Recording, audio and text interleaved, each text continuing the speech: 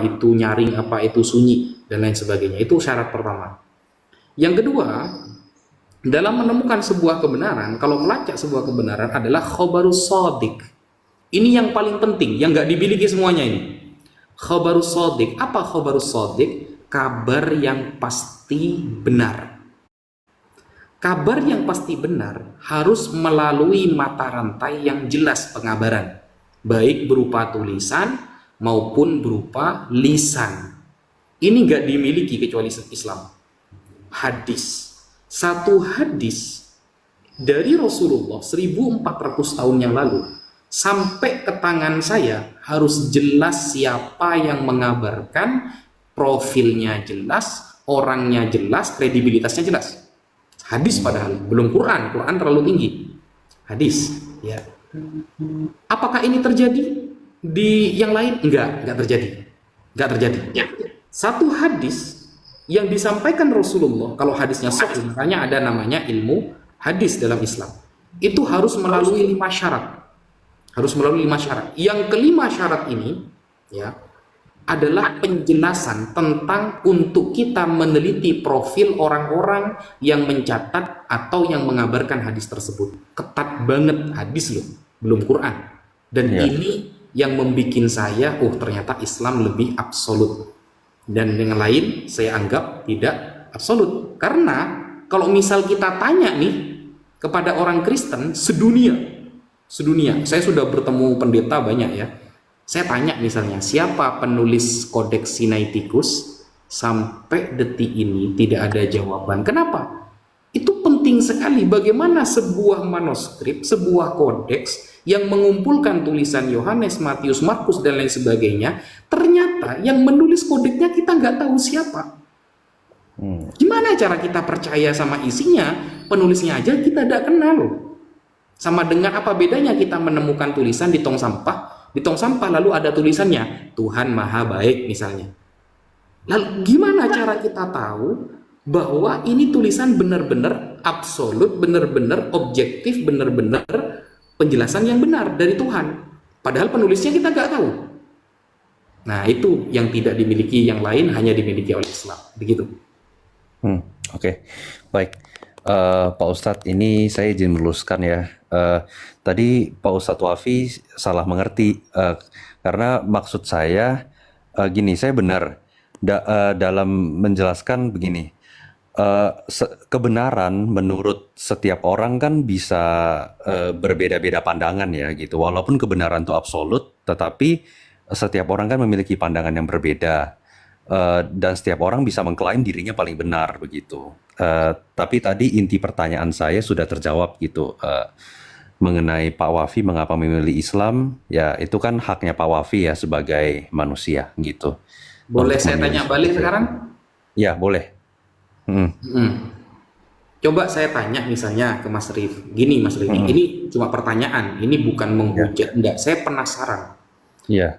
Kok bisa Mas Rif itu percaya bahwa Bible itu datang dari Tuhan, padahal ya catatan-catatan awal-awal yang terkumpul itu nggak diketahui siapa penulisnya. Itu gimana cara Anda tahu bahwa ini ternyata benar-benar dari Tuhan? Padahal penulisnya pun Anda nggak tahu. Kodeks Sinaiticus, Kodeks Vatikanus yang datang di abad keempat yang paling lengkap, itu nggak ada orangnya. Bahkan Septuagint itu konon katanya dituliskan oleh 70 rabi Yahudi yang awalnya dari bahasa Ibrani diterjemahkan menjadi bahasa Yunani. Siapa orang 70 rabi? Nggak ada yang tahu. Nah, itu gimana? Kok bisa Anda bisa percaya isinya, penulisnya Anda nggak tahu?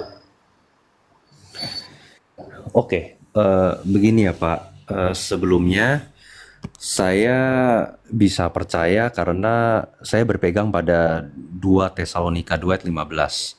Selain kita disuruh berpegang pada yang tertulis, kita juga disuruh berpegang pada yang lisan ya Pak, pada Kristen Ortodoks.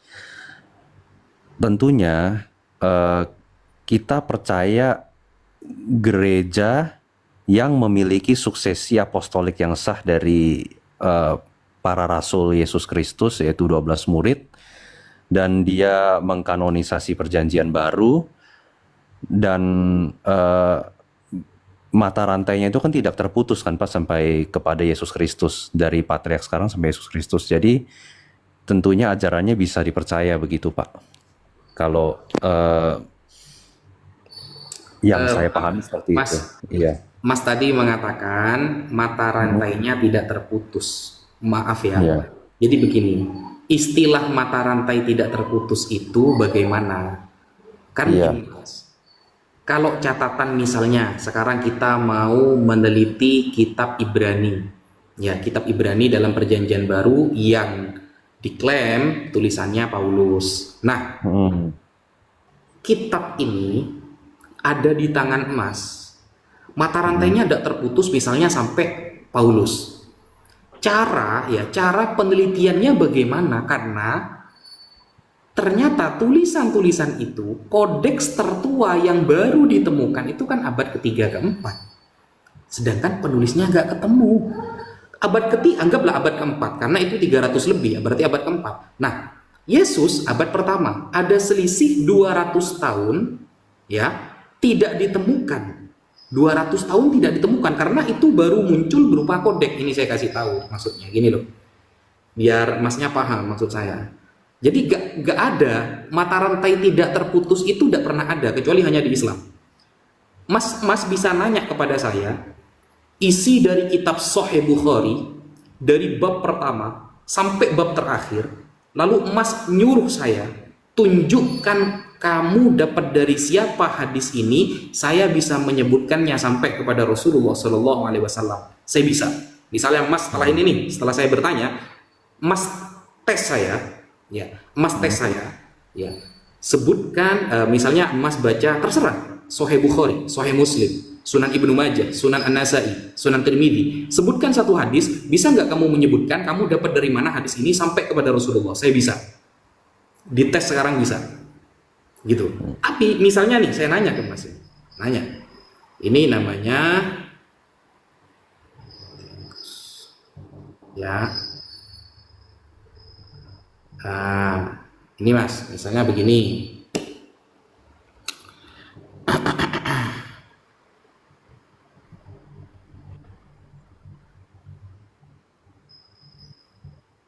nih ya, ini kan kodeks Sinaiticus nih.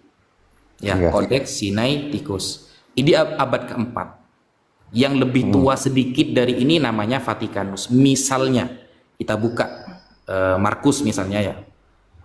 Mark, Oh ya, Pak Ustadz Wafi mungkin Bentar. mengenai ya. Markus misalnya.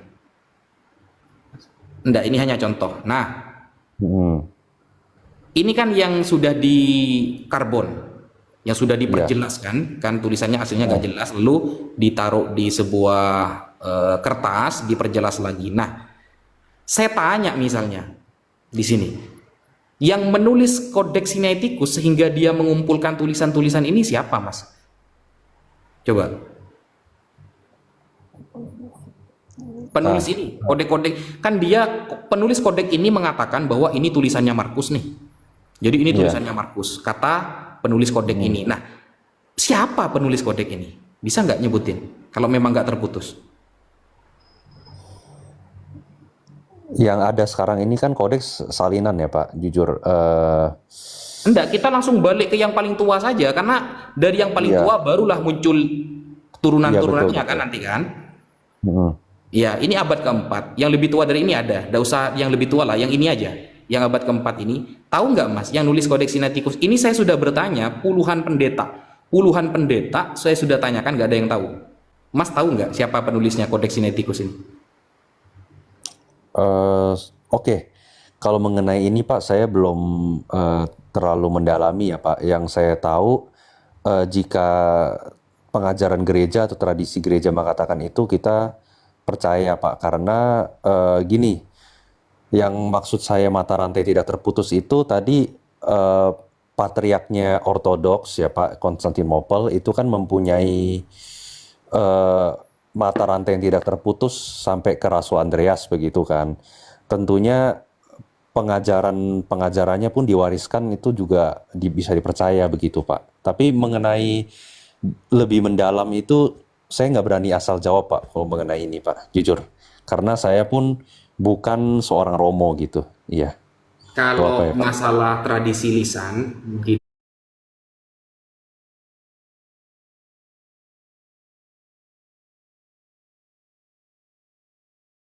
dalam ini Masnya Katolik berarti ya?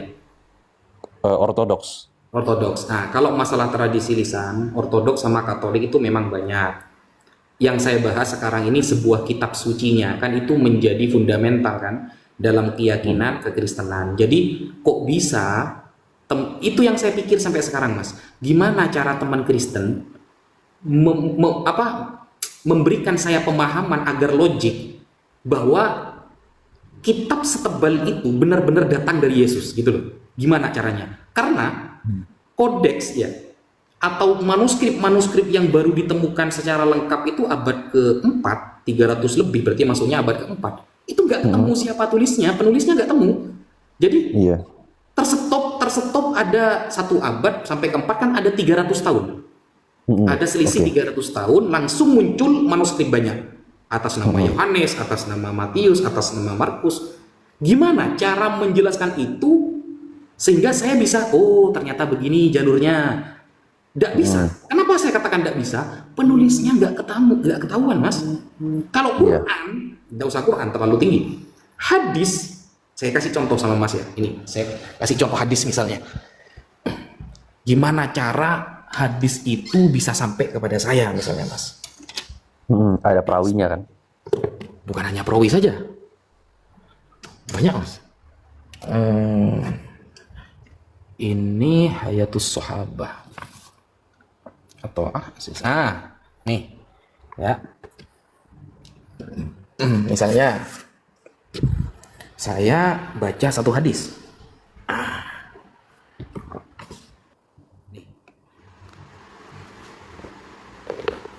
Ini hadis, belum Quran. Kalau Quran syaratnya harus mutawatir. Mutawatir itu harus ramai yang tahu. Kalau hadis kan enggak tuh, satu orang pun sudah cukup. Namanya hadis ahad. Nah, ini namanya Fathul Bari ya. Syarah Sahih Bukhari. Jadi ini kitab Sahih Bukhari yang dijelaskan panjang lebar oleh Imam Ibnu Hajar Al-Asqalani. Saya ambil satu hadis misalnya. Nih, ada babu man kariha ayyuqal lil maghrib al-isya. Satu hadis nih. Saya baca, haddatsana, berarti Imam Bukhari yang mengatakan. Haddatsana, telah menceritakan kepadaku, kata Imam Bukhari, Abu Ma'mar. Kita cek siapa Abu Ma'mar. Ini akan ketemu siapa profilnya, kredibilitasnya, hidup dalam zaman politik kapan, ketemu nanti ini, semuanya ini. Iya. Siapa dia Abu Ma'mar? Nama aslinya adalah Abdullah bin Amr. Abdullah anaknya Amr. Lalu Abdullah anaknya Amr mengatakan, qala haddatsana, telah menceritakan kepada saya Abdul Warith. Abdul Warith ternyata mendapatkan hadis bab ini anil Husain, dari Husain. Qala haddatsana, terus ini kan sampai isi hadisnya. Nah, dari Imam Bukhari, ya dari Imam Bukhari itu kepada siapa? Saya mendapatkan sampai menuju Imam Bukhari misalnya. Ini ada kitab lagi. Namanya At-Tali' As-Sa'id Al-Muntakhab Minal Musalsalatil Wal Asanid. Saya baca nih, cari tentang kitab Sahih Bukhari, musalsal dan lain sebagainya. Sahihul Bukhari. Nah, nih. Ya. Sahihul Bukhari. Ini isi dari semua hadis kitab Sahih Bukhari. Nah, saya mendapatkan hadis Sahih Bukhari dari A sampai Z itu dapat dari guru saya yang bernama Sayyid Ahmad. Sayyid Ahmad itu putranya ini. Sayyid Muhammad. Yaqulu Muhammad bin As-Sayyid Alawi Al-Maliki Al-Hasani. Nah, beliau meriwayatkan dari walidi, dari ayahnya. Siapa? Namanya As-Sayyid. Jadi saya dapat dari anaknya, anaknya dapat dari ayahnya, ayahnya dapat dari ayahnya lagi, berarti kakeknya. Sayyid Alawi Al-Maliki Al-Hasani, qiraatan wa ijazatan bil masjid. Dia membacanya ketika di Masjidil Haram. Jadi dapat riwayat Sahih Bukhari ketika beliau ada di Masjidil Haram. Ini lengkap, Mas, sampai tempatnya, kapan waktunya, terungkap sampai nanti ke Imam Bukhari mengatakan tadi itu. haddatsana tadi itu. Bayangkan, sedetail itu hadis. Lalu kita cari profil orang-orang yang meriwayatkannya, profil persatu-satunya. Itu ada. Profilnya itu ada, dia anaknya siapa. Kemudian dia kredibilitasnya gimana, terkenal jujur atau pembohong, cekatan atau tidak ingatannya. Kalau kita nanya ke Mas misalnya, nama ayahnya Paulus siapa? Langsung hilang itu. Nggak, Paling maksimal akan menjawab, oh dia dari Bani Binyamin. Benyamin, iya. Aku nggak langsung hilang sih, cuman pasti bisa jawabnya itu dia lahir di Tarsus dari Bani Benyamin, lalu secara ilmu tuh dia dapetnya dari Gamaliel, karena gurunya Paulus tuh Gamaliel cucu Hillel gitu. Kita nanya Iya. profil ayahnya misalnya. Nah, itu Namanya aja, ada nggak? nama ayahnya Paulus sama ibunya Paulus memang nggak diketahui sih, jujur sih, memang iya. Iya, Pak. Itulah yang Betul. menyebabkan saya harus milih Islam, nggak bisa. Begitu. Betul. Oke. Iya. Masuk kan ya? Baik, Masuk kan Pak. maksud saya kan? Iya, ini iya sih. Apa alasan Ustadz Wafi untuk memilih Islam cukup masuk akal, betul, masuk akal. Nah, lalu Pak, ketika saya mempelajari Islam itu kan tentunya ada Ahlul Sunnah, ada Syiah Rafidhah, dan ada Ibadiyah ya. Nah, ketika saya berdiskusi dengan orang Syiah, mereka juga memiliki hadis sendiri ya. Salah satunya kitab Al-Kahfi gitu kan. Saya pernah dengar dari mereka. Dan mereka itu seleksi hadisnya itu hanya dari Ahlul Bait gitu loh. Hanya dari misalnya Ali bin Abu Thalib gitu kan. Tapi mereka menolak perawi dari banyak sahabat lain begitu kan. Nah, begitu juga Ibadiyah. Ibadiyah memiliki hadis yang disebut Jami Syahih dan Tartib Al-Musnad gitu kan. Nah, menurut Ustadz Wafi, mengapa Ustadz Wafi berkeputusan memilih Ahlul Sunnah begitu, tetapi tidak memilih Syiah Rafidhah dan Ibadiyah yang sama-sama mengklaim mereka sebagai Islam juga? Ya, jadi begini. Kenapa saya memilih Ahlus Sunnah wal Jamaah? Kenapa saya tidak memilih Rafidhah? Saya tidak memilih Wahabiyah atau yang lain? Ibadiyah, ya. Ibadiyah banyak. Jadi Syiah itu cabangnya banyak. Cabangnya banyak. Iya. Dan Khawarij cabangnya juga banyak. Jadi Syiah itu apa kita mau bahas Ismailiyah, atau kita mau bahas Al-Imamiyah Ithna Asyariyah, atau kita mau membahas Al-Fatimiyun yang abad keempat di Mesir, tergantung Syiah yang mana yang akan kita bahas. Nah, kenapa saya memilih yang Ahlus Sunnah? Kenapa saya tidak memilih yang Syiah? Karena begini Mas, jawaban saya adalah yang paling objektif dalam memandang sebuah sesuatu itu selalu Ahlus Sunnah. Itu yang pertama. Misal, dalam hadis Syiah itu terkesan lebih mengutamakan dari kalangan Ahlul Bait. Iya. Nah, itu kan gak objektif kan sebenarnya kan? Ras kan berarti kan? Seolah-olah dia itu fanatik kesukuan. Jadi dulu Rasulullah Shallallahu Alaihi Wasallam ketika diutus ke Mekah, fanatik suku yang paling kental itu adalah di daerah Mekah. Jadi ketika sudah mengaku keturunan Bani Hashim, wah itu keren. Seolah-olah yang lain sudah rendah gitu. Kalau sudah dari Bani Muthalib, wah ini. Nah, itu dihapus oleh Rasulullah. Bahwa orang yang bertakwa adalah orang yang benar-benar dekat dengan Allah. Nah, Syiah ada seperti itunya. Gitu loh. Syiah ada gitunya. Jadi dia itu langsung gak ngambil hadis dari sahabat. Kalau sudah benci kepada sahabat, sudah dari A sampai Z dia salah sudah. Bayangkan, objektif nggak orang seperti itu? Kan enggak. Sedangkan Sahih Bukhari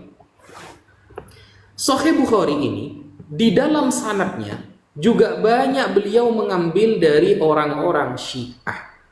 Kenapa beliau mengambil dari orang Syiah? Menunjukkan beliau objektif. Selama dia jujur, bisa dibuktikan kejujurannya, ada saksinya, ada data ilmiahnya, maka dia pantas diambil riwayatnya. Imam Bukhari objektif. Nah, Syiah enggak. Giliran sahabat-sahabat Rasulullah Shallallahu Alaihi Wasallam itu langsung ditolak. Dipilih-pilih sahabatnya. Kalau sahabat yang pro kepada Sayyidina Ali diterima. Kalau sahabat yang kesannya itu nggak pro kepada Sayyidina Ali, mau dia baik kayak, mau dia pinter kayak, nggak diterima. Itu kan nggak objektif namanya. Gitu loh maksud saya. Iya. Oke, masuk akal ya Pak. Makasih penjelasannya Pak. Tetapi izinkan saya bertanya 2 pertanyaan lagi Pak, mengenai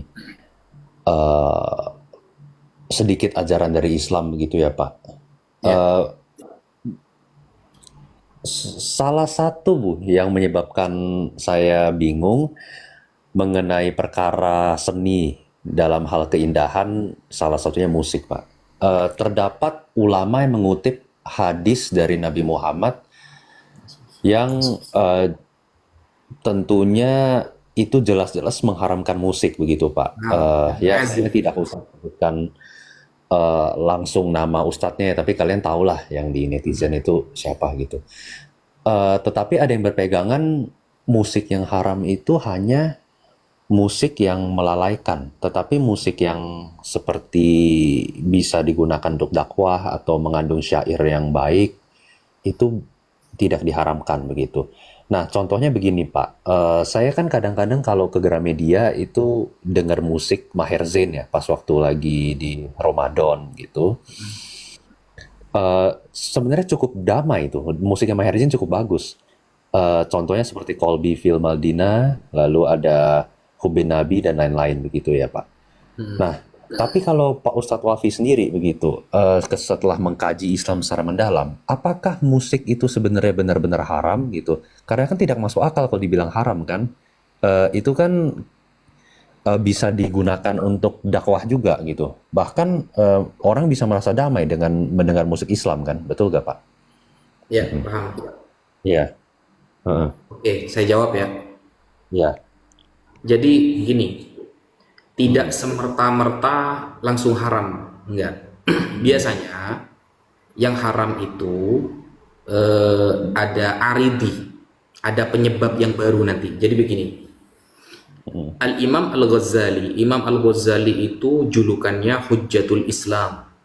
Hujjatul Islam itu kan berarti dalilnya orang Islam, Imam Al-Ghazali. Imam Ghazali mengatakan musik itu kal-kalam. Jadi musik itu seperti pembicaraan. Jadi ketika yang dibicarakan mengarah kepada kemaksiatan ya haram. Ketika pembicaraannya itu mengarah kepada agar kita dekat dengan Allah, ya maka bagus. Karena hakikatnya begini Mas, cara pandangnya itu seperti ini. Kita diciptakan oleh Allah di dalam Al-Quran itu tidak lain illa liya'budun, untuk menyembah Allah. Jadi Allah itu ketika semakin kita dekati, semakin kita banyak ibadah, semakin kita perhatikan, Allah berarti kan semakin senang. Nah, berarti apapun yang kita lakukan selagi tidak melanggar norma-norma atau aturan syariat yang ada, maka itu akan menyebabkan Allah cinta kepada kita. Sampai Allah mengatakan man taqarraba ilayya shibron taqarrabtu ilayhi dhira'an. Barang siapa yang mendekat kepadaku 1 jengkal, aku akan mendekat kepada dia 1 meter, 1 dhira'. Nah, sehingga musik itu nggak semuanya haram. Nggak semuanya memang. Nggak bisa kalau kita mengatakan langsung haram, nggak bisa. Nggak bisa. Kenapa nggak bisa? Dulu di zaman Nabi itu, banyak orang itu ahli musik. Bukan musik, lebih ke puisi, syair. Syair itu kan isinya musik, lagunya. Nah, orang-orang ahli itu dulu keren-keren di zaman Nabi. Dan Nabi enggak seperti itu lalu langsung mengatakan haram-haram, enggak. Bahkan ketika ada sahabat Hasan bin Thabit yang ahli dalam menulis lagu, puisi, lagu ya. Kalau lagu kan bersajak itu. Hasan bin Thabit ketika memuji Rasulullah dengan keagungan beliau, itu Rasulullah senang dengan pujian itu. Kalau sekarang itu andaikan dikasih gendang sedikit jadi musik. Berarti kan tergantung isinya. Kalau isinya menjauhkan kita kepada Allah, ya haram. Apalagi musik adalah suaranya piring yang didengar oleh tetanggamu yang sedang kelaparan, kan begitu. Itu yang haram banget. Itu haram banget kan gitu. Sehingga kalau langsung dihukumi haram, Maher Zain itu termasuk bagus-bagus musiknya. Tapi kadang ada orang-orang itu yang mengatasnamakan dakwah dengan musik padahal perkara haram. Misal, saya kasih contoh, Oma Irama. Ya, Oma Irama itu mengatakan dakwah saya dengan musik. Padahal banyak di pentas-pentas yang menjadi orang-orang di pinggirnya Oma Irama itu buka aurat. Buka aurat, wanita-wanita yang joget-joget, kumpul kebo laki-laki perempuan, dibayar dari uang itu, bahkan main film cinta-cintaan. Nah, lalu mengatasnamakan itu dakwah padahal kerusakannya lebih banyak daripada isi dakwahnya. Kerusakannya lebih banyak.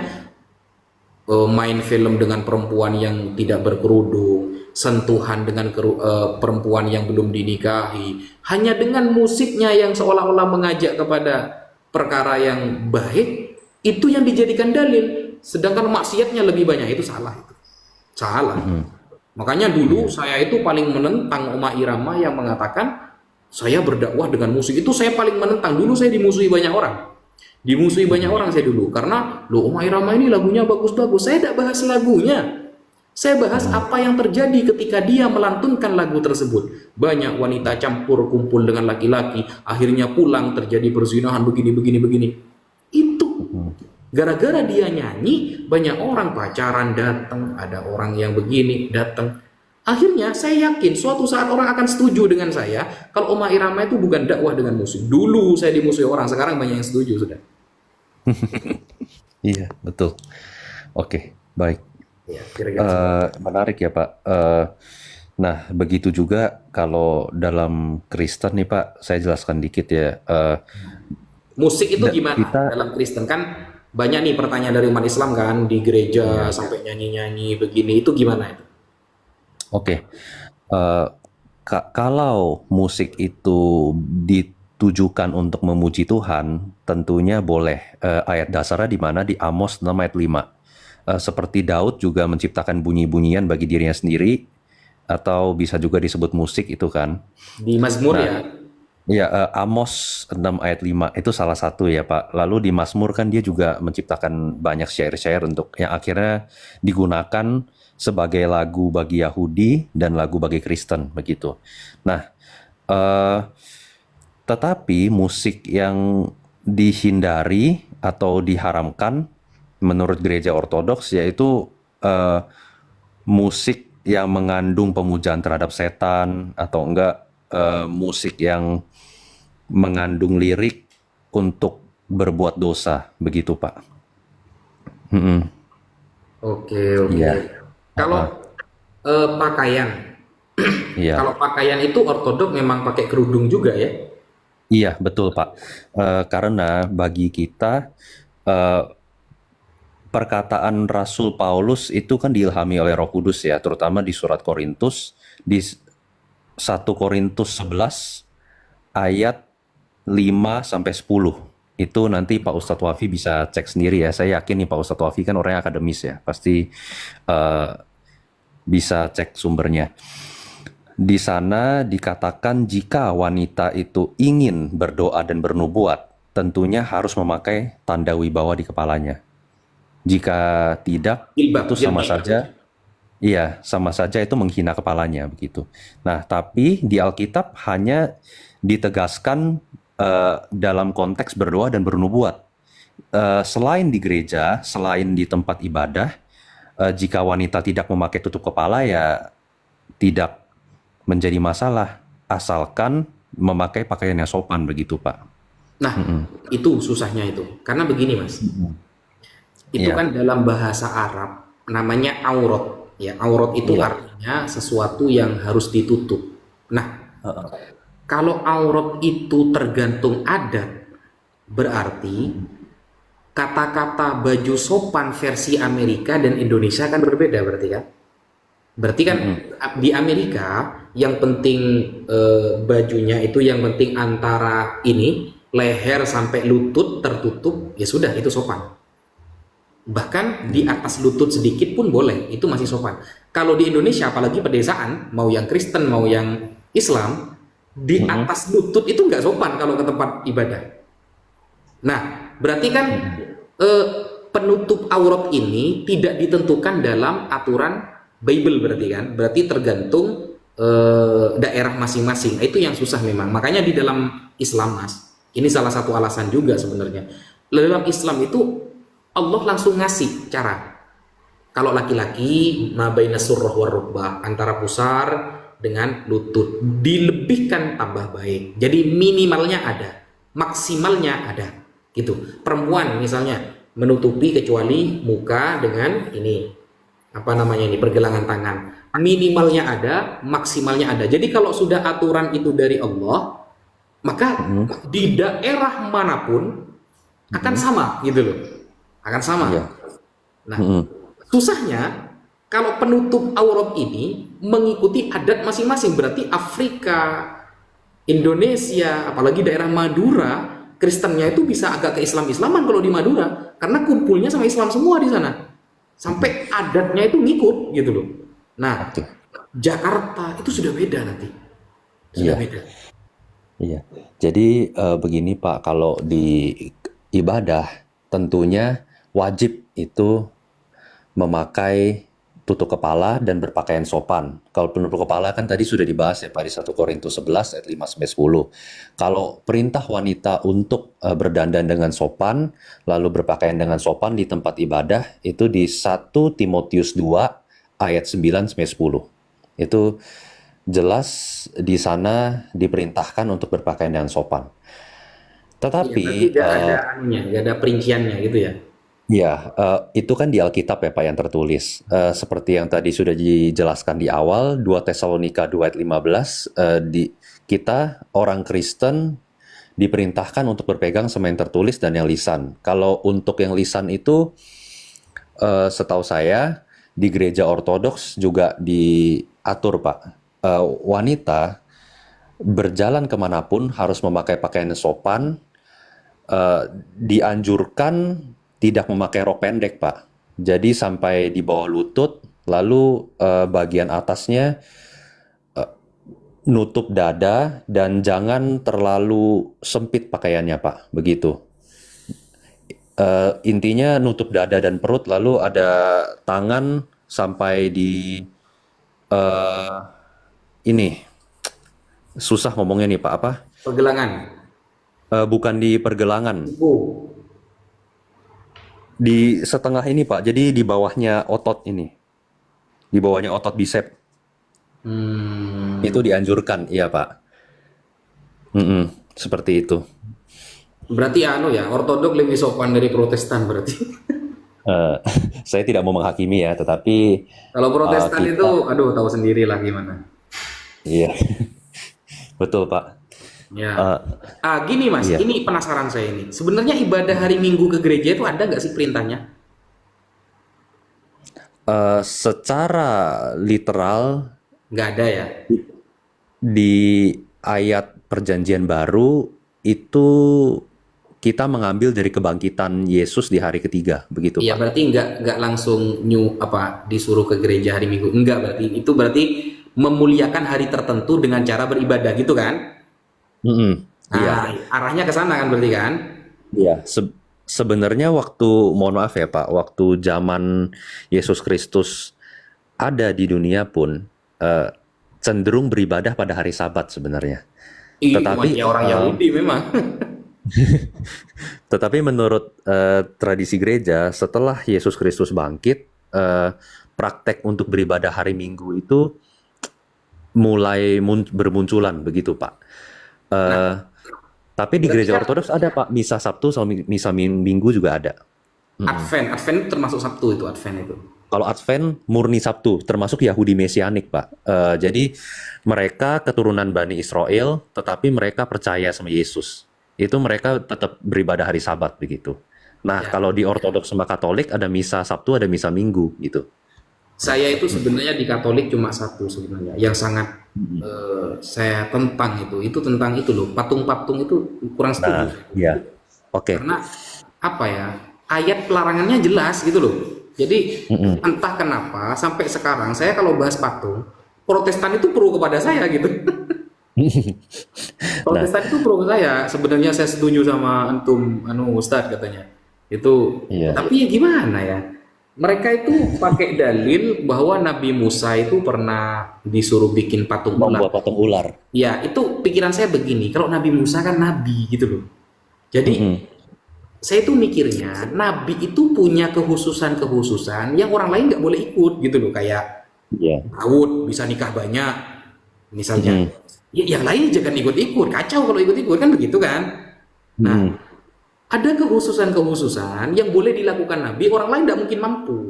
Nah, sedangkan kehususan itu yang dipakai oleh orang Katolik untuk memperbolehkan patung. Lah itu saya tidak setuju sebenarnya itu. Karena Mm-mm. Keluaran 20 nomor 5, nomor 6, Tuhan Maha Cemburu, jangan buat patung yang sama dengan di langit, di bumi. Itu jelas itu, tertulis jelas itu. Iya. Nah, iya Pak. Kalau mengenai Katolik, tentunya memang kita bisa lihat di dalam gerejanya kan terdapat banyak patung, lalu di Gua Maria juga ada patung Maria begitu ya. Hmm. Tetapi di gereja Ortodoks Timur, kalau Pak Wafi pernah berkunjung ya ke gereja Ortodoks, Hmm. sama sekali di dalam gerejanya tidak ada patung, Pak. Yang ada ikon, begitu. Oh Iya, beda, kalau ikon beda. iya, ikon beda. Nah, kenapa? Karena tradisi yang berkembang di Kristen Timur itu tidak memperbolehkan patung di dalam gereja sebagai wujud kehati-hatian dalam menghindari penyembahan berhala, Pak. Karena zaman dulu, Hmm. iya, karena zaman dulu, Pak, ketika sebelum Kristen masuk ke daerah Yunani, eh, orang menyembah dewa melalui patung, betul kan, Pak? Patungnya itu bukan sekedar ikon, tetapi patung yang benar-benar 4D itu kan, Pak, empat Iya, jadi dimensi itu. Iya, jadi gambaran Tuhan gitu kan. iya, betul. Nah, tapi saya tidak mau menghakimi Katolik ya, Pak. Tentunya nanti Pak Wafi bisa berdiskusi dengan mereka. Kalau di dalam gereja Ortodoks, kami ada ikon ayatnya itu di Galatia 3 ayat 1, Pak. Jadi Yesus sempat dilukiskan waktu itu kepada penduduk Galatia. Nah, mulai saat itu kan terdapat eh, penggunaan ikon itu pada ibadah, lalu pada Kalau eh, ikon itu pengajaran begitu. Ya, saya paham lah di Islam juga ada kalau ikon-ikon itu. Tapi kalau patung heeh, mm-mm. itu kenapa ya? Saya tuh baca ayatnya di 10 hukum Taurat itu terlalu jelas gitu loh. Jadi Ya betul. ketika alasannya ayat-ayat yang lain, ini kan yang langsung Tuhan Tuhan yang makanya kenapa kok orang Yahudi kayak anti banget ke gereja? Ya patungnya itu memang yang mereka beratkan. Iya, heeh, betul. Sebenarnya lebih ke arah gereja Katolik sih kalau orang Yahudi melihat itu ya. Iya, Eh, kan apa? Avodah Zahrah kata mereka kan. iya. Nah, tapi unik Pak, kalau dalam gereja Ortodoks Timur sendiri, Yesus Kristus boleh dilukiskan sebagai ikon. Santo Santa boleh. Bahkan Roh Kudus boleh ya dalam bentuk burung merpati. Tetapi untuk melukis untuk melukis Bapa ya, itu tidak boleh, Pak. Siapa yang bisa ngelukis kan? Tidak pernah ada orang yang lihat kan. Iya. Sesuai dengan ayat Alkitab tidak ada seorang pun yang melihat Elohim gitu. Iya, Iya, tetapi anak tunggal Elohim yang menyatakannya seperti itu. kata Yesus Jadi, itu gini, kata Yesus itu lafadznya itu begini, saya masih ingat itu. Dia yang mengutus aku, kamu tidak pernah mendengar suaranya, rupanya pun tak pernah kau lihat. Itu kata Yesus. betul, iya. Yesus pernah dilihat, tetapi Bapa itu tidak pernah dilihat. Tentunya itu yang mendasari gereja Ortodoks Timur sama sekali tidak boleh melukis tentang wajahnya Elohim Bapa itu, nggak boleh, Pak. Ya, Ini itu. berarti ibadah ke gereja hari Ahad itu adalah ini memang semua rata-rata sama sih jawabannya memang. Kebangkitan Yesus yang diabadikan menjadi sebuah ibadah kan begitu kan? Ya, betul, Pak. Ini saya mau pakai logika sedikit. Masuk nggak kira-kira? Ini. Iya, Ketika Yesus itu disalib, ya, iya. ketika beliau disalib, karena Islam dengan Kristen ini sebenarnya sama-sama memuliakan satu sosok, cuma bedanya Kristen menganggap dia Tuhan, kita nabi. Jadi kan sama-sama nggak boleh merendahkan sebenarnya itu. Nah, jadi begini, Ketika Yesus disalib, diyakini hari Hmm. Jumat sore, kan begitu. Mm-mm. Bangkitnya nanti hari Ahad. Nah, pertanyaannya begini. Ketika Yesus disalib sampai selesai eksekusi, tercatat di dalam Bible bahwa murid-muridnya semuanya kabur. Murid-muridnya semuanya kabur nih, gak ada yang melihat. Ada kabar, entah kabar ini kalau kita cari mata rantainya nggak ada, saya cari itu nggak ada memang. Ada sebagian kecil yang kenal sama beliau kayak ibunya atau siapalah gitu, apa Maria Magdalena waktu itu ya. Itu dari jarak jauh melihat, tapi tidak maksimal penglihatannya karena dari jarak jauh. Jadi lafadznya itu murid-muridnya yang setia kepada Yesus itu nggak ada, kabur lah gitu. Nah, pertanyaan saya begini, yang memberikan kabar pertama kali bahwa Yesus bangkit hari Minggu itu siapa namanya? Namanya siapa? Oke Pak, pertama saat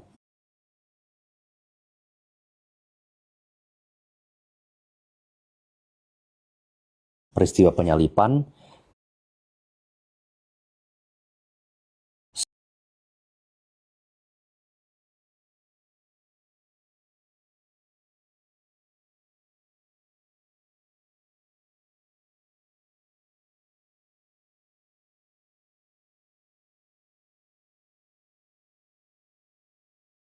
itu wasiat Yesus untuk menitipkan kepada dia supaya ibunya itu dijaga oleh muridnya.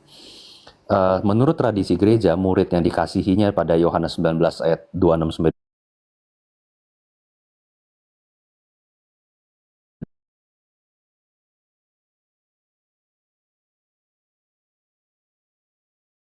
pagi pergi ke kubur yang kosong itu, eh, tentunya kan pertama kali mereka tidak melihat mayat di dalamnya itu, Pak. Iya, yang ngabarin melihat Yesus bangkit itu siapa namanya itu? Petrus. Di mana ayatnya coba? Oke. Saya buka. Bentar. Mm-mm.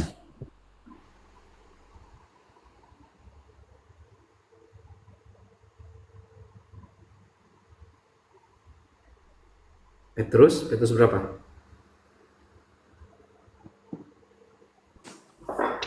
Bentar.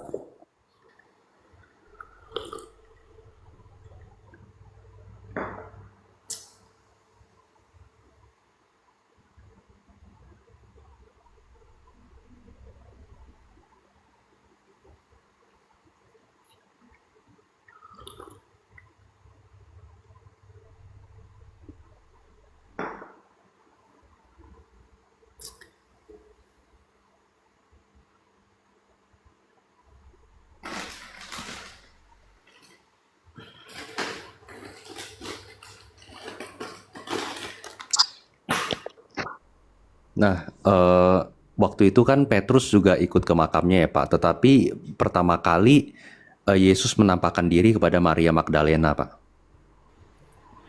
Di Iya. mana itu? Ayatnya di mana?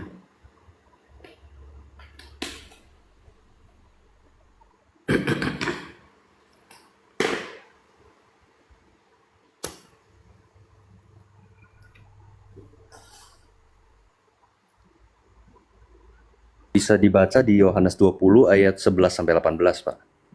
Yohanes 20 ya. Iya. Ayat 11 sampai 18. Pada Markus 16 ayat 9. Oke. Yesus menampakkan diri kepada Maria Magdalena, tetapi Maria berdiri dekat kubur itu dan menangis sambil ia menjenguk ke dalam kubur itu, dan tampaklah olehnya dua orang malaikat berpakaian putih, yang seorang duduk di sebelah kepala dan yang lain di sebelah kaki di tempat mayat Yesus berbaring. Kata malaikat-malaikat itu kepadanya, "Ibu, mengapa engkau menangis?" Jawab Maria. Berarti Maria ini, tunggu. Maria kepada mereka, "Tuhanku telah diambil orang dan aku tidak tahu di mana ia diletakkan." Sesudah berkata demikian, ia menoleh ke belakang dan melihat Yesus berdiri di situ. Berarti dia taunya sudah berdiri ya, bukan bangkit berarti ya. Dia taunya saat Yesus sudah benar-benar berdiri karena kan Iya. proses kebangkitan Yesus itu saat mereka belum ini ya Pak, saat mereka belum datang ke sana begitu. Iya. Mm-mm. Jadi Nah, saat mereka datang ke sana Yesus sudah coba bangkit. sekarang saya tanya begini misalnya. Yang ngabari Yohanes, ini kan tulisan Yohanes ya. Mm-mm. Yang ngabari Yohanes itu siapa? Maksudnya yang mengabari Yohanes supaya Yohanes bisa menulis seperti di Injil itu gitu ya Pak? Iya, yang ngasih kabar kepada Yohanes bahwa kejadiannya seperti itu. Ada Maria, lalu di belakang ada Yesus, ada malaikat. Itu siapa yang ngabari Yohanes?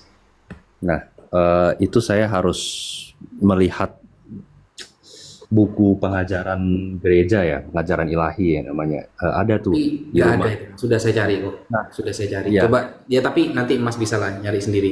Tapi sudah saya cari. Itulah kenapa mata rantai pengabaran itu memang sangat penting. Ini kembali yang tema awal akhirnya kan.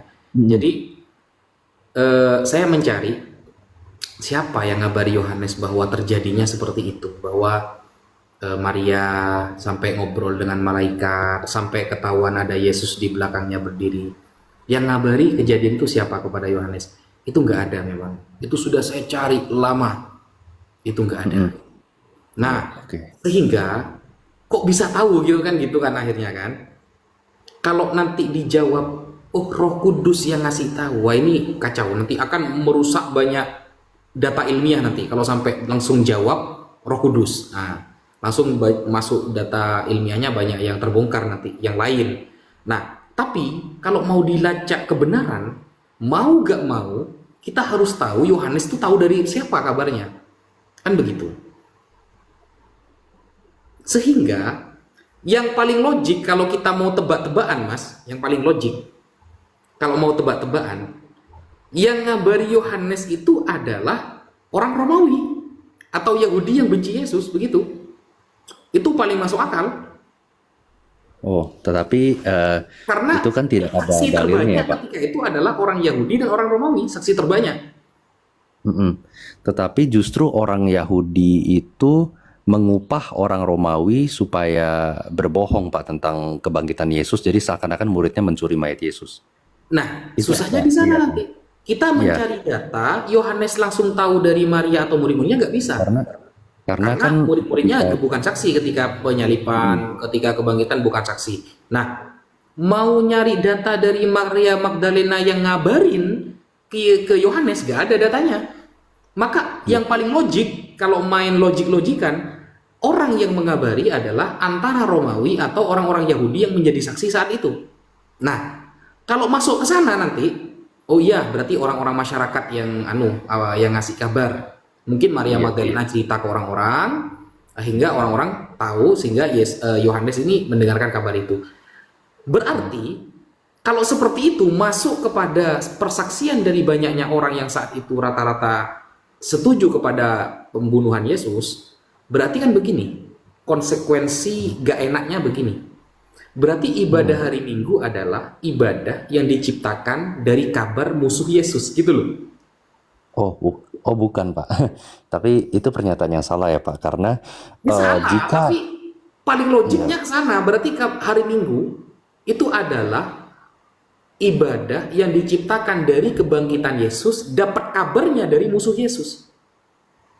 Tapi jujur ya Pak, itu pernyataan yang salah karena kalau dapat kabar dari Romawi, tentunya kan pastinya mengikuti kabar bohong yang waktu itu tersiar kan Pak. Jadi seakan-akan Terus gimana muridnya ya? Yesus Tahu itu, dari siapa Yohanes itu? Ada nggak datanya? jadi murid-muridnya Yesus itu seakan-akan mencuri mayat Yesus gitu kan. Bapak pernah lihat kan ayatnya seperti itu? Ya, tahu tuh. Iya. Iya. Cuma nggak Nah, ketemu tapi kan nyatanya akhirnya kan? Yohanes tahu dari Yohanes, siapa kan kabar itu? ya Yohanes tidak mengabarkan murid Yesus mencuri mayat Yesus kan tidak mengabarkan seperti itu, tapi Yohanes mengabarkan Yesus bangkit, betul kan Pak? Berarti jelas kabarnya Romawi itu tidak sesuai dengan Injil Yohanes Oke. itu, betul kan Pak? Anggap Iya. kita tidak mengikuti pendapat yang Romawi karena Romawi ini musuhnya Yesus kan gitu. Kita berarti sekarang Tidak ada melacak dalilnya. Yohanes tahu dari siapa kabar yang terjadi pada Magdalena itu. Gimana kalau seperti itu? Itu nggak ketemu Mas datanya itu. Ya, itu mungkin nanti saya diskusikan sama Romo lagi ya, karena begini Pak, mengenai hal itu, jujur, ujung-ujungnya kita menghargai Yohanes anak Zebedeus ini sebagai penulis Injil Yohanes sebagai orang yang memiliki otoritas untuk menulis tentang kehidupan Yesus dan kebangkitan Yesus juga, karena dia kan sempat menyaksikan kematian Yesus kan Pak, seperti yang tadi di Yohanes 19 itu. Lalu ketika Nggak kuat, dia, nggak kuat kalau ke sana. iya, ketika dia makan terakhir Pak bersama Yesus, setelah Yesus menampakkan diri itu kepada mereka Pak, setelah Yesus bangkit menampakkan diri kan sekali kepada murid-muridnya, yang Thomas itu cucukan jari kepada Oh, itu tangan lain. Yesus. Itu Iya, nanti masuknya ke Yohanes 20 ayat iya, 28. Yohanes 20, betul. Iya, Nah, jadi itu kan di sana Yohanes juga ada Pak, menurut tradisi gereja kan. iya, itu sudah Iya, selesai. Maksudnya yang pertanyaan saya kan berarti yang iya, yang diabadikan oleh teman-teman Kristen ibadah hari Minggu adalah kebangkitannya di hari itu kan. Nah, kebangkitan di hari itu yang terjadi kepada Maria Magdalena saat itu Yohanes tidak ada. Nah, terus Yohanes ini nyatetnya dari siapa kan begitu? iya, kita sih berpegang ya Pak kepada Yohanes 20 ayat 19 sampai 29 tentunya. Jadi ketika Yesus Kristus menampakkan diri pada perjamuan makan terakhir nih sebelum Yesus Kristus naik ke surga, itu mereka semuanya murid itu sadar Pak bahwa Yesus memang sudah bangkit. Tapi kan hanya satu murid yang terlambat tuh percaya kan, itu Thomas, betul kan? Dia harus mencucukkan tangan ke jari Yesus yang bukan jari Yesus, mencucukkan jari dia kepada tangan Yesus yang bekas dipaku itu, baru dia percaya, begitu Pak. Dan Yesus mengatakan, karena kau telah melihat, maka kamu percaya. Maka Berbahagialah tidak melihat. orang yang tidak melihat tetapi percaya. Iya, Nah, itu saya paham itu setelah sehat, iya, sudah bangkit lah gitu kan. iya, Nah, di kebangkitannya ini kan yang diabadikan sebagai ibadah hari Minggu itu yang saya penasaran. iya, betul. Jadi intinya Yohanes taunya itu dari sana Pak, saat makan terakhir ini murid-muridnya dan Yesus menambahkan diri. Bukan di kebangkitan itu. Mm-mm. Kira-kira jawaban Romo kemana kira-kira nanti itu kalau ditanyakan seperti itu?